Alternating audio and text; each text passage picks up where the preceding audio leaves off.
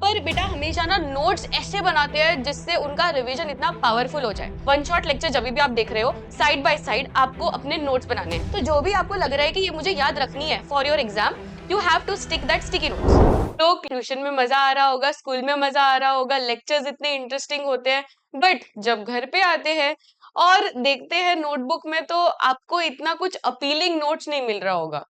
But आपको एक मैं सीक्रेट बताना चाहती हूँ इस वीडियो में, वीडियो को एंड तक देखिएगा। दिस साइड कृषि मैम स्वागत करती हूँ आप सभी का इस चैनल पे। तो इस वीडियो को जल्दी से 1.5x पे लगा दीजिए एंड वीडियो को एंड तक देखिए, बिकॉज ये वीडियो में आपको पता लगने वाला है हाउ टू मेक नोट्स जो टॉपर्स फॉलो करते हैं। टॉपर बेटा हमेशा ना नोट्स ऐसे बनाते हैं जिससे उनका रिवीजन इतना पावरफुल हो जाए, और यही सीक्रेट टिप्स आज के इस वीडियो में मैं डिस्कस करने वाली हूँ। आपको कब बनाने चाहिए notes, that is the question. क्योंकि आपको पता नहीं होता कि नोट्स कब बनाने हैं। आपको पता है कि नोट्स बनाने हैं, पर कब? आप या तो स्कूल में बनाना शुरू कर देते हो, या तो ट्यूशन में बनाते हो, या तो आप क्लासेस कर रहे हो तब भी बनाते हो, पर तभी हमें नोट्स नहीं बनाने हैं। I am talking about elaborative notes, not scribble वाले नोट्स। जब स्कूल में पढ़ा रहे हैं तो तभी स्क्रिबल वाले नोट्स चल जाएंगे, क्योंकि वो रनिंग नोट्स, जो आप रनिंग नोट्स कहते हो ना, कि टीचर कुछ बोल रहे हैं और वो बोल रहे हैं कि ये इंपॉर्टेंट है तो लिख दिया, तो फटाफट से लिख दिया, तभी हैंडराइटिंग हम नहीं देखते या स्केल पेंसिल ऐसा कुछ यूज नहीं करते, फटाफट से लिख देते हैं। तो वो एक रनिंग नोट्स हो गए। Same goes with tuition, same goes with classes, क्योंकि तब हम फटाफट से पढ़ा रहे हैं और आपको नोट डाउन करनी है चीजें। So that is a different set of note. I am talking about वो नोट्स जो कि आप रिवीजन में यूज कर सको। ये तो आपने सोचा भी नहीं होगा कि अच्छा मैम ऐसा भी होता है, कुछ रिवीजन में यूज करने के अलग नोट्स होते हैं। यस, टॉपर्स हमेशा रिवीजन के लिए अलग नोट्स बनाते हैं, जिससे उनको एक सिस्टमैटिक स्टडी प्लान मिलता है। उनके एक अलग बुक बनाते हैं जिसमें उनके ना सारे नोट्स होते हैं, और वो नोट्स बनाने का तरीका आज के इस वीडियो में मैं आपको बताने वाली हूँ। सबसे पहले तो आप जब भी वन शॉट लेक्चर देख रहे हो, वो 3 घंटे का हो या 4 घंटे का हो, हमेशा आपके सामने एक नोटबुक आपको तैयार रखनी है। आप ले सकते हो 200 पेजेस का नोट। उसमें आप हर सब्जेक्ट का मिक्स कर सकते हो, या तो अगर आपको अलग अलग करना है तो 100 पेजेस की हर एक सब्जेक्ट की अलग अलग बुक बनाइए। पर वो बुक सिर्फ और सिर्फ वो पर्टिकुलर सब्जेक्ट के लिए होनी चाहिए, एंड वही नोट्स के लिए होने चाहिए। उसमें कोई भी अलग चीज हमें नहीं लिखनी है। ऐसा नहीं होना चाहिए कि स्कूल की चीजें हम उसमें लिख दिए, कभी बुक भूल गए तो हाँ चलो वो नोट्स वाले बुक में लिख देंगे, ऐसे नहीं चलेगा। वो सिर्फ और सिर्फ खाली नोट्स के लिए होना चाहिए। अब उसमें आप क्या करोगे, वन शॉट लेक्चर जब भी आप देख रहे हो, साइड बाय साइड आपको अपने नोट्स बनाने हैं। अब नोट्स बनाने के लिए आपको कुछ चीजें लगने वाली है, जैसे कि आपकी पहले तो नोटबुक हो गई, अच्छी नोटबुक हो गई। There should be some colourful pens, अच्छी पेन होनी चाहिए। आप ब्लू पेन से लिखो, ब्लैक पेन से लिखो, पर कुछ साइड में अच्छी कलरफुल पेन्स होनी चाहिए, जैसे कि रेड पेन हो गया, ग्रीन पेन हो गया, ऐसे कुछ अच्छी कलर की पेन्स। फिर हाइलाइटर होना चाहिए, आपके पास स्टिकी नोट्स होने चाहिए। अब ये चीजें बेसिक चीजें हो गई। और एनसीईआरटी टेक्स्ट बुक होनी चाहिए। अभी जब भी आप एनसीईआरटी टेक्स्ट बुक देख रहे हो, पढ़ रहे हो और वन शॉट लेक्चर देख रहे हो, तभी तीनों चीजें साथ में होनी चाहिए। यहाँ पे वन शॉट लेक्चर, यहाँ पे एनसीईआरटी टेक्स्ट बुक, एंड यहाँ पे अपनी नोट्स। अब क्या करना है, जब भी कोई टीचर बोल रहा है कि ये इंपॉर्टेंट है, फॉर एग्जाम्पल यहाँ पे मैंने एक मेरा ही सेशन लगाया है, टीचर बोल रहा है ये सब चीजें पढ़ा रहा है। अब यहाँ पे मैंने अपना लेक्चर ही शुरू कर दिया, यहाँ पे मैं पढ़ा रही हूँ। तो आप क्या करोगे, ये सब चीजें देखने में कितनी डिफिकल्ट लग रही है, अरे ये पूरा बोर्ड आपने भर दिया मैम, अभी कैसे होगा? तो ये ऐसे आपको डिफिकल्ट लग रहा होगा, पर जब भी आप नोट्स बनाओगे, इसी के नोट्स बनाओगे, तो आपको क्या करना है, हमेशा फ्लो चार्ट यूज करना है।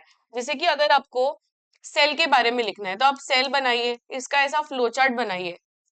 फ्लो चार्ट में आप एनिमल सेल, प्लांट सेल, ऐसे अलग अलग बाइफर्केशन में लिखिए।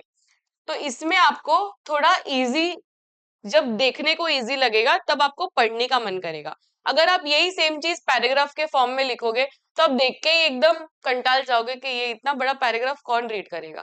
इससे अच्छा आप कुछ ब्यूटिफुली इस पूरे फ्लो चार्ट में डेकोरेटिव फॉर्म में लिखिए। एनिमल सेल, तो एनिमल सेल में प्लाज्मा मेम्ब्रेन रहता है, सेल वॉल नहीं रहता है, तो ऐसे सेल वॉल एब्सेंट करके लिख दीजिए।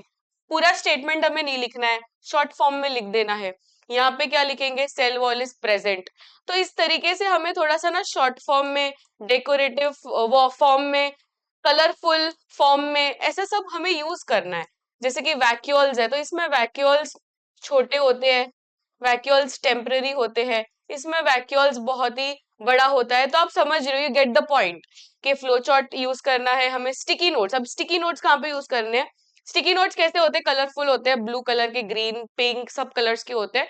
और वो हमें टेक्स्ट बुक में यूज करना है कि जब भी वो पर्टिकुलर टॉपिक आ रहा है, जैसे कि मैंने ये वीडियो में बोला कि ये वीडियो में साइटोप्लाज्म के बारे में मैं समझा रही हूँ, तो साइटोप्लाज्म वाला टॉपिक आप अपनी टेक्स्ट बुक में खोलेंगे और टेक्स्ट बुक में वो पर्टिकुलर चीज जो आपको लग रही है इंपॉर्टेंट है, वो आप स्टिकी नोट्स में लिख दोगे। जैसे कि वो इंपॉर्टेंट फॉर्मूला हो सकता है, या कोई इंपॉर्टेंट क्वेश्चन हो सकता है, पीवाईक्यू हो सकता है जो बहुत ज्यादा रिपीट हुआ है, तो वो वाला क्वेश्चन, रादर देन सर्चिंग, क्योंकि आपको अभी याद है वो क्वेश्चन, आपको अभी याद है वो कॉन्सेप्ट, पर हो सकता है 2-3 महीने में आप भूल जाओगे कि ये क्वेश्चन था, ये इंपॉर्टेंट था। तो ये कैसे याद होगा? आप स्टिकी नोट्स में लिख दोगे, वही पर्टिकुलर पेज में चिपका दोगे एनसीईआरटी टेक्स्ट बुक का, सो दैट नेक्स्ट टाइम जब भी आप रिवीजन करने बैठ रहे हो तो आपको फिर से वो स्टिकी नोट दिखेगा, तो आपको याद आएगा, अरे वो इंपॉर्टेंट बोला था मैम ने, तो फिर से आपको वो चीजें याद आएगी। तो जो भी आपको लग रहा है कि ये मुझे याद रखनी है for your exam, you have to stick that sticky notes. फिर तीसरी चीज मैंने यहाँ पे हाइलाइटर लिखा है। हाइलाइटर भी बहुत इंपॉर्टेंट है, क्योंकि एनसीईआरटी रीड करते वक्त इतने सारे पैराग्राफ्स होंगे, इतने सारे पेजेस होंगे, 10 पेजेस, 12 पेजेस, हर एक पेज इंपॉर्टेंट तो नहीं होता, हर एक पेज में सारी लाइंस भी इंपॉर्टेंट नहीं होती है। तो हर एक पेज में जो भी इंपॉर्टेंट लाइन है उसको हमें हाइलाइटर से हाईलाइट कर देना है, सो दैट नेक्स्ट टाइम फिर से आप जब रिवीजन करने बैठोगे आपको पता है कि कौन सी लाइंस इंपॉर्टेंट है, और उसी में आप फोकस करोगे, सारी लाइंस में फोकस नहीं करोगे, जिससे आपका क्या होगा, टाइम सेव होगा। तो ये सब चीज से आप अपना टाइम सेव कर सकते हो एंड रिवीजन फास्ट कर सकते हो। फिर mark with pencil in NCERT, जब भी आपको मार्किंग करनी है तो पेन से नहीं करना, पेंसिल से करना। Keep it clean and tidy. Dedicated notebook होनी चाहिए, तो मैंने आपको बोल ही दिया already. Flow chart, mind map, short notes and long notes के जरिए आप अपने नोट्स बना सकते हो। तो दो तरीके के यहाँ पे नोट्स होते हैं, एक तो शॉर्ट नोट्स होता है, दूसरा लॉन्ग नोट्स होता है। शॉर्ट नोट्स यानी वो नोट्स जो आप फटाफट से बना रहे हो, जैसे कि मैंने यहाँ पे बोला कि माइंड मैप हो गया, तो ये एक तरीके का शॉर्ट नोट हो गया। लॉन्ग नोट्स यानी उसी का थोड़ा सा लॉन्ग वर्जन।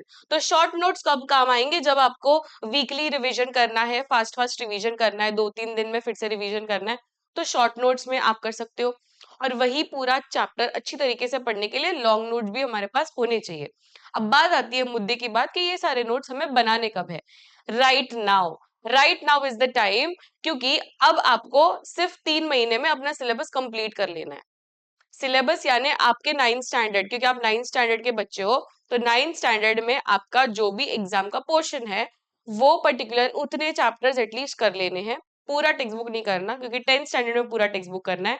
9th स्टैंडर्ड में सिर्फ और सिर्फ जितना एग्जाम में पूछे जाने वाला है उतना हमें कर लेना है। तो वो सारे चैप्टर्स का हमें नोट्स बना लेना है, because after once your exam is declared कि ये महीने में एग्जाम होने वाला है, तब आप नोट्स नहीं बना सकते हो। तो you have to make your own notes right now. Even summer vacation is the right time, क्योंकि समर वेकेशन में आपको क्या करना है, नोट्स ही बनाने हैं, पढ़ाई ही करनी है, राइट। तो ये सब चीजों से आपको अपना टाइम मैनेज करना है, जिससे आपका रिवीजन एकदम स्मूथ हो जाए। बेटा this is the key, revision जितना स्मूथ होगा उतने ही आपके मार्क्स अच्छे आएंगे, क्योंकि टॉपर्स दूसरा कुछ नहीं करते, कोई जादू नहीं करते हैं, कोई बाबा के पास नहीं जाते हैं, वो लोग भी पढ़ाई करते हैं, बट स्मार्ट स्टडी करते हैं, वो लोग हार्ड वर्क नहीं करते हैं। So these are the smart study tips, जो आप अगर फॉलो करोगे तो आप भी टॉपर बनोगे। ठीक है, सो दिस इज अ कृषि दीदी साइनिंग ऑफ। मिलते हैं नेक्स्ट वीडियो में, till then keep smiling, take care, bye everyone.